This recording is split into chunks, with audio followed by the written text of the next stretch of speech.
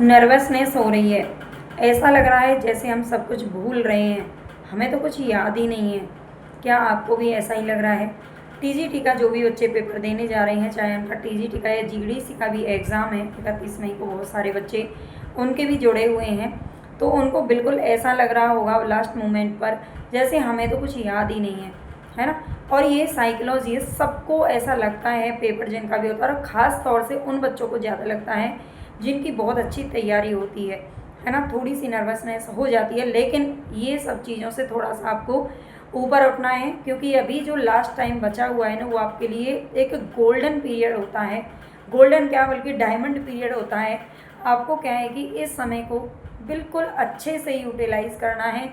जो भी आपके पास 3-4 दिन बचे हैं, सबसे पहले तो देखिए कुछ भी नया तो आपको पढ़ना ही नहीं है। अब अगर आपको ये लग रहा है कि मेरा सिलेबस थोड़ा सा रह गया है, कोई टॉपिक मेरा छूट गया है, तो हाँ, थोड़ी बहुत देर के लिए आप उसको देख सकते हो, लेकिन सिलेबस अगर आपका, देखिए वैसे तो समय बहुत मिला था इस पेपर के लिए। टीजीटी के एग्ज़ाम में आपको 4 साल इंतज़ार करना पड़ा है, तब जाके कहीं ये परीक्षा हो रही है। कितनी जद्दोजहद करनी पड़ी है इस परीक्षा के लिए। तो अब आपको क्या करना है कि बस जो समय बचा है उसको अच्छे से, आपने जितना सिलेबस पढ़ लिया है वो काफ़ी है। कोई भी बच्चा परफेक्ट नहीं होता, और 100% कोई पढ़ के नहीं जाता। ठीक है, और बच्चे ने बहुत मेहनत की, आप सब ने इतनी मेहनत की है ना, वाकई में ही आप लोगों की मेहनत हम समझ सकते हैं, और हमारी मेहनत आप समझ सकते हो।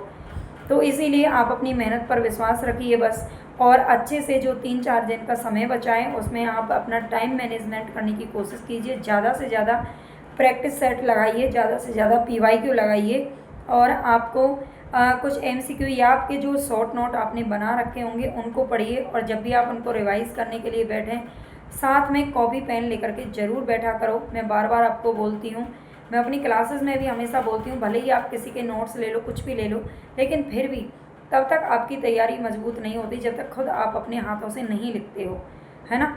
तो आप अपने हाथों से लिखने की थोड़ी कोशिश किया करें। अभी जो समय बचा, अगर आप कहीं जॉब वगैरह भी कर रहे हैं, तो 3-4 दिन की हो सके तो छुट्टी ले लीजिए, लीव ले लीजिए। वैसे भी जो टीचर होंगे उनकी तो सभी की मोस्टली छुट्टियां पड़ी गई हैं, है ना, जून का टाइम आ गया है, तो इसीलिए ये समय आपके लिए बहुत अच्छा है। 3-4 दिन बस अपने आप को थोड़ा रिलैक्स रखिए। ये सोचिए कि मुझे सब कुछ आता है, मैं ही परफेक्ट हूँ। अपने आप को ही परफेक्ट समझिए। ज़्यादा दूसरे बच्चों से तुलना बिल्कुल मत कीजिए अपनी, कि अरे उसको तो इतना आता है, उसको तो इतना आता है। बच्चे क्या होता है कि बहुत बार जब लाइव क्लास देखते हैं ना, तो एक दूसरे की कमजोरी का या फिर एक दूसरे की स्ट्रेंथ का वहाँ पर पता चलता है कि बच्चे को कितना याद है।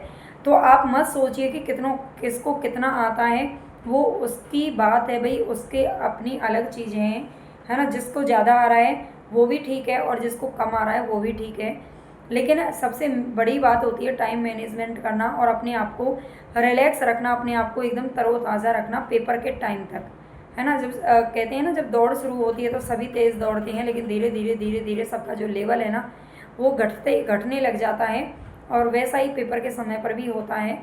तो आप लोगों को बस ये धैर्य बनाए रखना है, अपने आप को एकदम स्वस्थ रखना है, नींद पूरी लेना है इस समय में, ताकि आपको कोई भी स्ट्रेस ना हो, और एक्सरसाइज वगैरह करते रहिए, है ना। मैं खैर अब तो क्या ही करेंगे, अगर आप पहले से करते आ रहे हैं तो बहुत अच्छी बात है।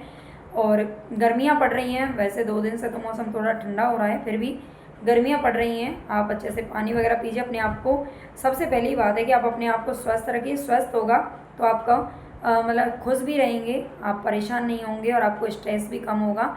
और ये बिल्कुल मत सोचिए कि हम सब कुछ भूल गए हैं, कुछ नहीं भूले हैं आप।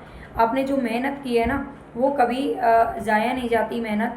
आप जब पेपर में बैठेंगे और आपके सामने कोई भी क्वेश्चन आएगा ना, अभी ऐसा होता है क्योंकि जो स्ट्रेस होता है ना, वो हमारे माइंड पर यहाँ पर हावी हो जाता है, और यहाँ पर जितनी भी हमारी चीज़ें थी ना, वो सब अचेतन मन में पीछे चली जाती हैं, है ना। अचेतन मन या फिर हमारा जो अनकॉन्शियस जो ब्रेन होता है, उसके अंदर स्टोर हो गई हैं जो आपने कुछ पढ़ा है। तो बस आप ये मत सोचिए सब कुछ पीछे आपके दिमाग में है, और उसको सबको आगे लेके आने की आपकी जिम्मेदारी है। आप अच्छे से बस क्या करना है आपको, नया तो अब कुछ पढ़ना ही नहीं है, रिवीजन कर लीजिए। वैसे तो मैं भी आपके लिए उतना ही मेहनत कर रही हूँ जितना आप लोग कर रहे हैं, दिन रात बस चुपचाप लग रही हूँ कि आपका कोई भी टॉपिक छूट ना जाए, है ना। तो बस अगर फिर भी कोई टॉपिक आपका अगर रह जाता है तो आप मुझे बता दीजिएगा, करवा देंगे अब लास्ट मोमेंट पर। वैसे तो जितना करवा दिया है उसको आप पढ़ लीजिए, और लास्ट में मैं आपके लिए एक दो थोड़ी मतलब शॉर्ट नोट के ज़रिए क्लासेस को एक बार और रिवाइज़ करवा देती हूँ। सारा जो नोट्स हमने पढ़ाया है आप बता देना एक बार मुझे कमेंट में, करवा दूँगी, ठीक है, जल्दी जल्दी उसमें से मेन चीज़ें आपको करवा दूँगी उन्हीं क्लासेस में से दोबारा से। तो और बाकी आप लोग अच्छे से बस नींद लीजिए, और बिल्कुल ऐसा मत सोचिए, घबराइए बिल्कुल भी नहीं, है ना। जिनकी बहुत अच्छी तैयारी होती है वो थोड़ा सा नर्वस हो जाते हैं, जिनकी तैयारी नहीं होती उनको कोई फ़र्क ज़्यादा पड़ता नहीं है।